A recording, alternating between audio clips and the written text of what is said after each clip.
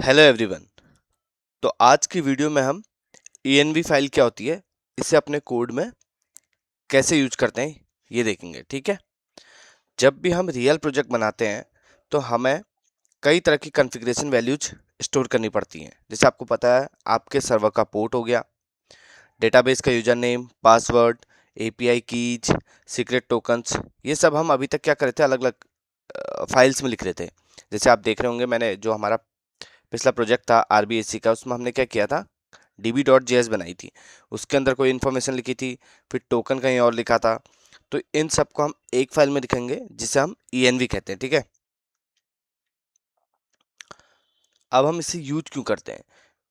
इसका यूज इसलिए होता है, जब हम प्रोजेक्ट बनाते हैं तो कॉन्फ़िगरेशन कभी कभी चेंज करनी होती है। तो अगर आपने कोड के अंदर लिखी है तो आप हर जगह जाके उसे चेंज करते हैं। बट अगर आपने केवल env एक फाइल बनाई है और उसमें आप चेंज करते हैं तो वो सभी जगह एक साथ चेंज हो जाती है। ठीक है। तो इसके लिए क्या करता हूँ, मैं पहले .env को इंस्टॉल कर लेता हूँ।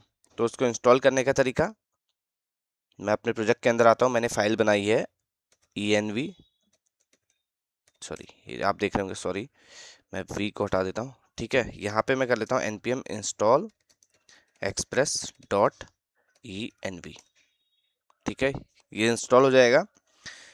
ये एरर इसलिए दे रहा क्योंकि प्रोजेक्ट सेटअप नहीं है। तो उसके लिए मैं क्या करूँगा, npm init y।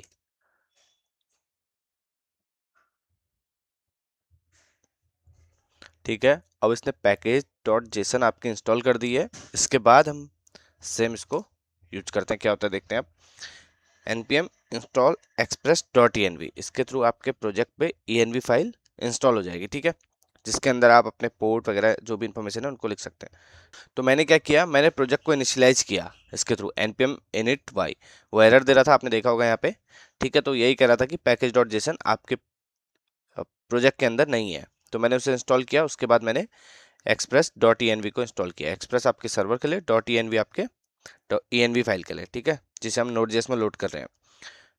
तो मैं अपने वीएस कोड में आ जाता हूँ। तो मेरे वीएस कोड पे जो एरर आई थी इसको मैं हटा देता हूँ। ठीक है, इससे भी मैं क्लोज कर देता हूँ। अब मैं आता हूँ आप अपने उस फोल्डर के अंदर जिसके अंदर मैंने ये काम किया। मैंने किस में किया था, इसे बंद कर देता हूँ। env एग्जाम्पल आप देख रहे होंगे, इसके अंदर node module npm init y किया था और पैकेज डॉट जेसन, ये सब आपके लोड हो गए हैं। नेक्स्ट स्टेप हमारा क्या है, हम डॉट env फाइल को क्रिएट करेंगे। तो प्रोजेक्ट के रूट फोल्डर में हम डॉट env फाइल को क्रिएट करेंगे और उसके अंदर अपना पोर्ट और जो भी अभी के लिए एक जस्ट एग्जांपल दिखा रहा हूँ, तो उसके लिए हम की वैल्यू पेयर रख लेंगे। तो उसके लिए क्या करेंगे, मैं विम डॉट env कर लेता हूँ। आपको पता है विम का यूज कैसे करते हैं, आई करके मैं यहाँ पे, आप देख रहे होंगे नीचे यहाँ पे इंसर्ट आउट, यहाँ पे आप देख रहे होंगे। ठीक है, कि अब आप इस फाइल के अंदर कुछ भी चीज़ें लिख सकते हैं। तो मैं क्या कर लेता हूँ, पोर्ट लिख लेता हूँ अपना। पोर्ट पोर्ट है मेरा, लिख लेते हैं हम 3000। ठीक है, उसके बाद मैं आता हूँ ऐप नेम, उसके बाद मैं आ जाता हूँ ऐप मैसेज में। इसके अंदर मैं लिख लेता हूँ हेलो env फाइल। ठीक है, तो कुछ छोटा सा बस जस्ट एग्जांपल के मैंने 3 लाइनें लिख दी हैं। इसे मैं कर लेता हूँ सेव। इस ऐसे सेम पैटर्न के अंदर जैसे आपको अपना ये पासवर्ड या कुछ भी लिखना है, आप सेम पैटर्न में लिख सकते हैं। की होगी पोर्ट जैसे की है और वैल्यू होगी ये। तो उसके बाद इसे सेव करने के लिए WQ। ठीक है, तो आपकी env फाइल रूट फोल्डर में क्रिएट होगी है। अच्छा, एक इंपॉर्टेंट चीज़ है कि हम इस env फाइल को कभी भी गिट में नहीं डालते। इसका रीज़न ये है, फाइल में कभी कभी पासवर्ड या सीक्रेट कीज होती हैं, इसलिए गिटहब पर हम इसे अपलोड नहीं करते हैं। ठीक है, अब आ जाते हैं हम अपने नोड जेएस के अंदर जो हमें कोड लिखना है। तो मैं इसे हटा देता हूँ यहाँ पे और एक फाइल बना लेता हूँ। सॉरी, मैं अभी भी उसी के अंदर हूँ। इसके अंदर आके मैं एक फाइल बना लेता हूँ, सर्वर डॉट जेएस। ठीक है, इसके अंदर मैं सबसे पहले अपनी कॉन्फ़िग जो भी env फाइल है उसको इंपोर्ट करूंगा। तो उसके लिए क्या होता है, रिक्वायर, हमने डॉट env इंस्टॉल करी थी, याद होगी आपको, डॉट env डॉट कन्फिग, ये इसको इंपोर्ट करने का तरीका है। ठीक है, इसमें कंफ्यूज मत होना, एक फंक्शन ही है। उसके बाद अब आ जाते हैं जो आपका रोज का नॉर्मल कोड है। एक्सप्रेस आपका सर्वर बनाने के लिए रिक्वायर एक्सप्रेस। ठीक है, इसके बाद मैं आ जाता हूँ नीचे कॉन्स्ट ऐप में एक्सप्रेस को हम इंपोर्ट कर देते हैं। अब मैं क्या करता हूँ, जो भी मैंने यहाँ पे आपके ENV के अंदर लिखी है फाइलें, जो भी कोड लिखा है, जैसे पोर्ट, ऐप नेम और ऐप मैसेज, तो मैं इनको अपनी इस server.js में इंपोर्ट कराऊंगा। उसके लिए क्या होता है, जैसे कॉन्स्ट पोर्ट, फर्स्ट आपका क्या है पोर्ट, तो मैंने पोर्ट लिखा। उसके बाद क्या होता है, इसको लिखने का तरीका process.env डॉट, जो वहाँ आपका नेम है पोर्ट, ये आपने अपना पोर्ट इसके अंदर इंपोर्ट करा दिया। और भी चीज़ें जो भी आपने लिखी थी, जैसे ऐप मैसेज, तो मुझसे भी ले लेता हूँ, मैंने इन्हें कॉपी कर लेता हूँ, ठीक है। ऐप नेम हो गया और ऐप मैसेज हो गया। अब मैं नीचे आता हूँ, यहाँ पे मैं ऐप मैसेज और यहाँ पे मैं विंडो वी के साथ मल्टीपल चीज़ें जो मैं, ठीक है। अब पोर्ट की जगह इसे कर लेते हैं ऐप नेम और इसे कर लेते हैं ऐप मैसेज। ये आपने अपने ENV फाइल के अंदर जो भी पोर्ट और नेम और मैसेज को लिखा था, वो अब इस फाइल के अंदर आपने ले लिया है। अब क्या होगा, जब भी हमारा एक राउट बना लेते हैं app.get,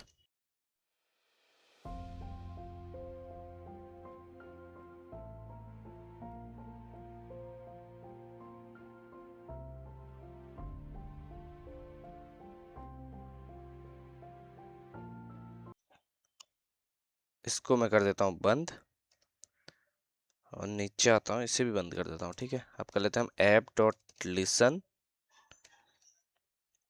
आपका पोर्ट, जो आपने पोर्ट वहां लिखा है, और ये फंक्शन हो गया, सॉरी, ठीक है। हम नीचे आते हैं और हम लगा लेते हैं कंसोल।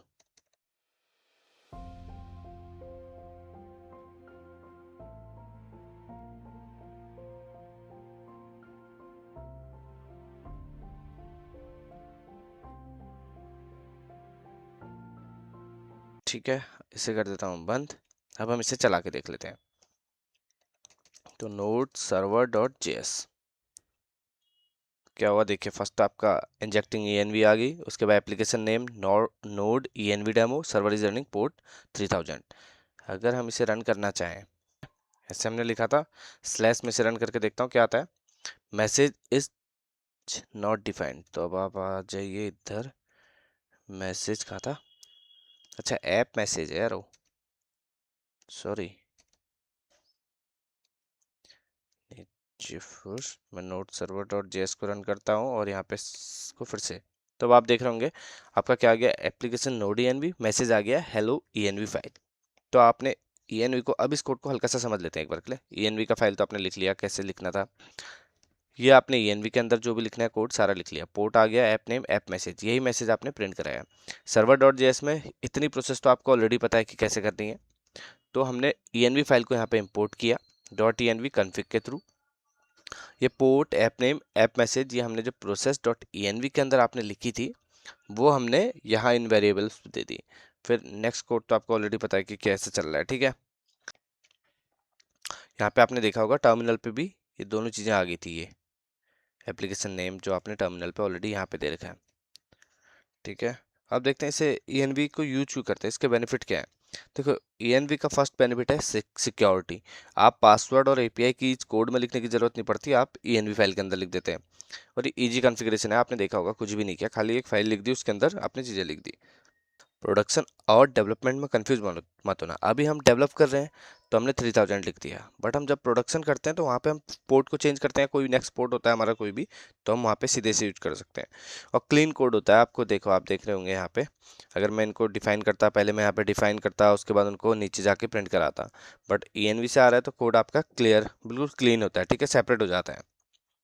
तो इस वीडियो में हमने क्या देखा, ENV फाइल क्या होती है, इन्वायरमेंट वेरिएबल कैसे यूज कर सकते हैं, .env पैकेज कैसे इंस्टॉल करें, ENV को Node.js में कैसे कनेक्ट करें, और process.env से वेरिएबल को कैसे एक्सेस करें, ठीक है। अभी तक आपने देखा होगा हमने जो भी प्रोजेक्ट बनाए या जो भी कोड लिखा था उसमें हमने ENV यूज नहीं करी थी, सीधे कॉन्फ़िग के अंदर लिखते थे। अब हम नेक्स्ट जो भी करेंगे उसमें हम ENV का यूज करेंगे, ठीक है।